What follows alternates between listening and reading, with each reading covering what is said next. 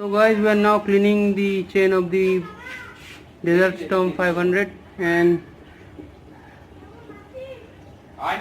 as we could not raise the rear wheel with the stock stand, we have to improvise by using some bricks to lift the rear wheel up so that we can clean the chain.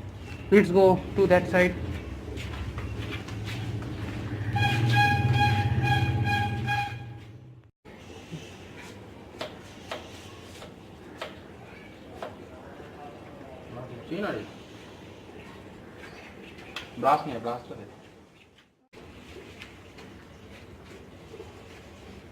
Well, it is very hard to clean the chain of a bullet because everything is on the wrong side, if you know what I mean. It's on the silencer side, so it is very difficult to clean the chain.